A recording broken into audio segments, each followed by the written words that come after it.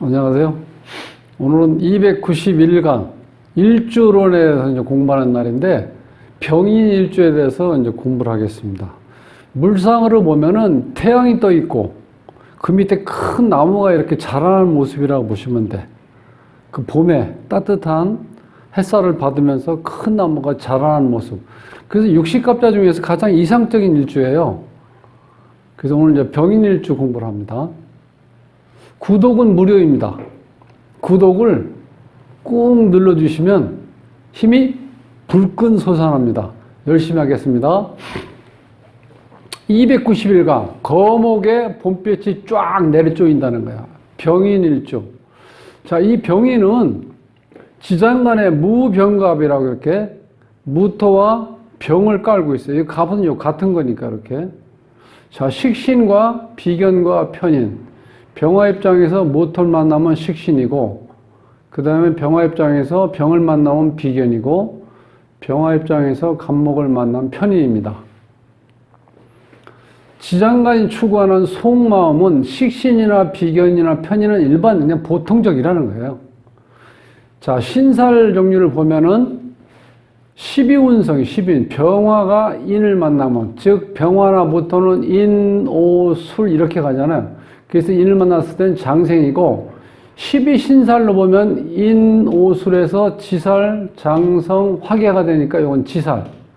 그 다음에 탕화살이라는 것은 인, 오, 축이 있을 때 탕화살이에요. 탕화살. 이 탕화살은 염세주의, 비관주의라고 보시면 돼요. 그래서 때로는 죽고 싶다.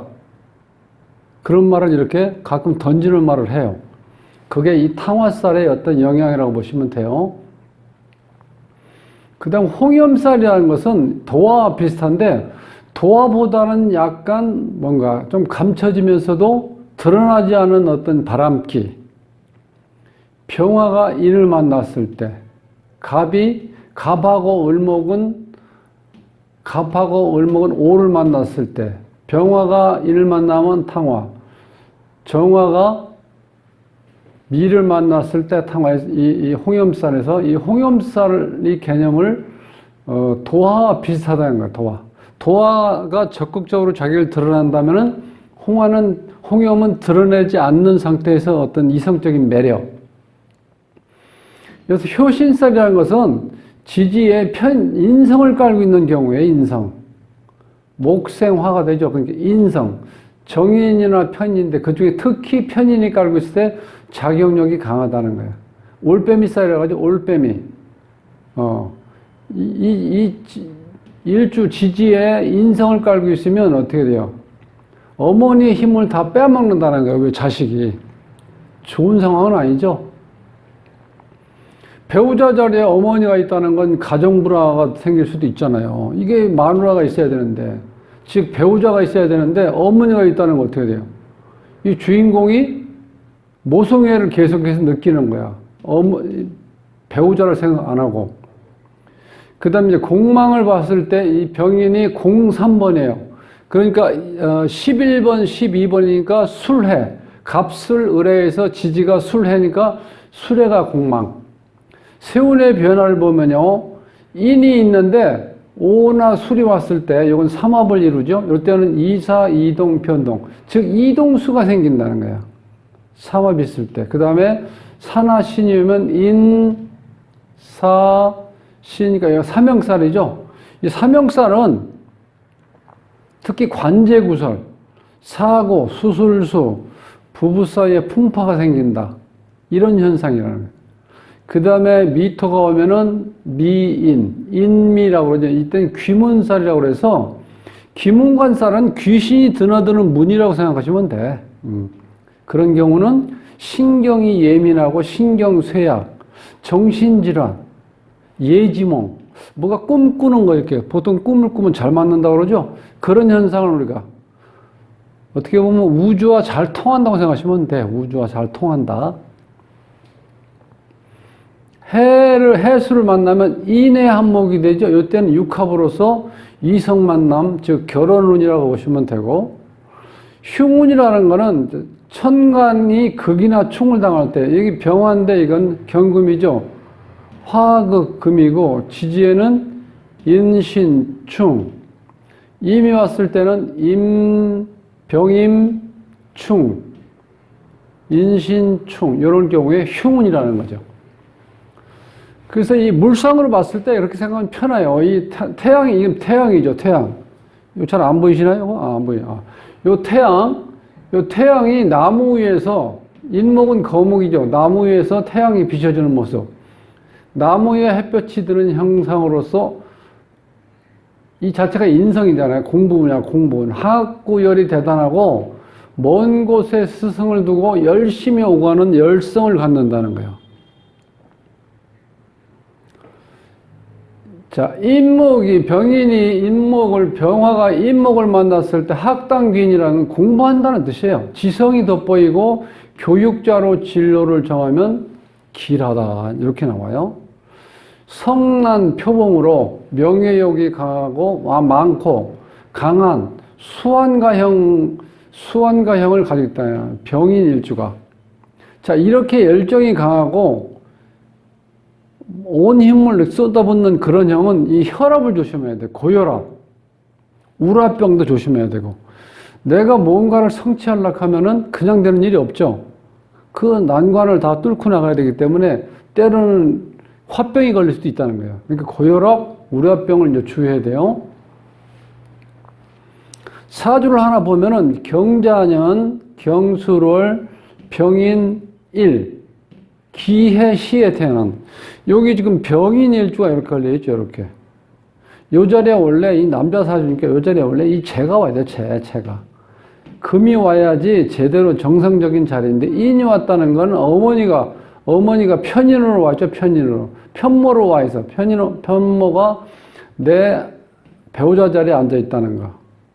그러니까 어머니가 위주로, 내 몸과 같이 어머니가 있으니까 배우자가 튕겨나간다는 거예요. 그래서 이런 경우는 배우자 인연이 약하다고 볼 수 있어요. 그리고 고부간의 갈등을 야기시킬 수 있다. 요 사주에서 이제 재가 보면은 경금, 남자 사주에서 재가 나란히 있을 땐 조심해야 돼. 이때는, 물론 편재지만, 어쨌든 간에 두 여자가 나란히 서 있다는 건 여자가 바뀔 가능성이 있다는 뜻이에요. 그래서 이혼할 가능성도 있다.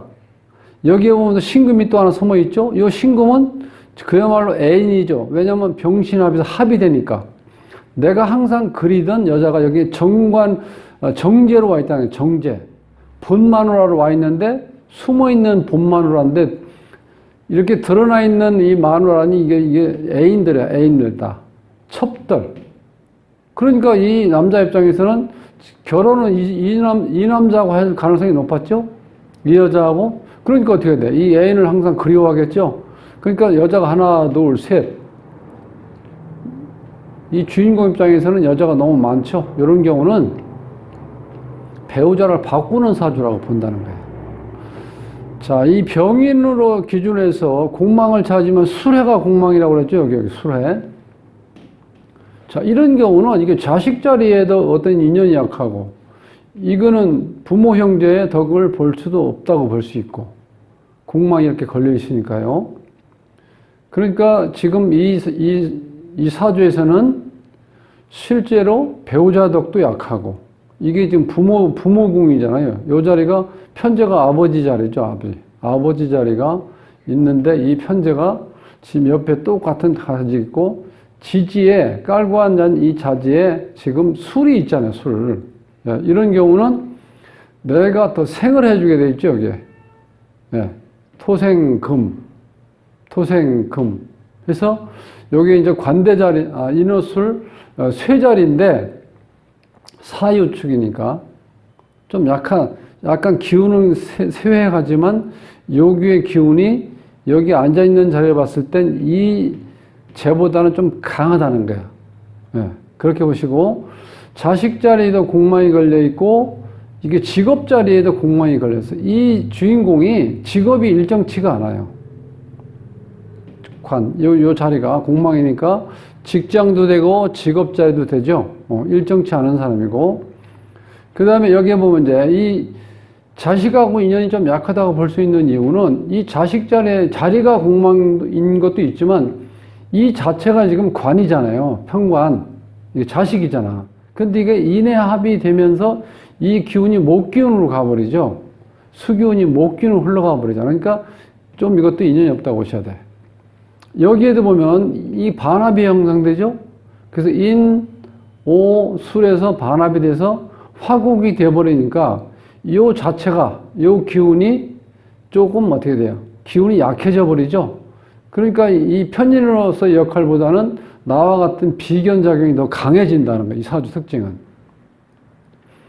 자, 어쨌든 간에 이거 중요한 거는 이 병인일주에서 병인일주의 특징이 요 자리가 지살도 되고 장생도 되고 탕화살, 홍염살, 효신살 이렇게 여러 가지 살이 걸려 있는데 큰 틀에서 보면은 상당히 이상적인 형태라는 거예요. 태양이 비치는데 그 밑에 큰 거목이 자라고 있는 일주라 이렇게 보시면 돼. 자, 그래서 병인일주에 대해서 이제 공부는 마치고 12월 18일 날 우리가 이제 공부할 일주를 하나 뽑겠습니다. 12월 18일은 정묘 일주에 대해서 공부를 하겠습니다. 행복한 삶으로의 초대, 골라먹는 사주부패를 모십니다. 저는 도자를 재미있고요. 오늘 남은 시간도 행복하시고 날씨가 이렇게 쌀쌀하니까 건강 유의하시면서 다음 시간에 뵙겠습니다.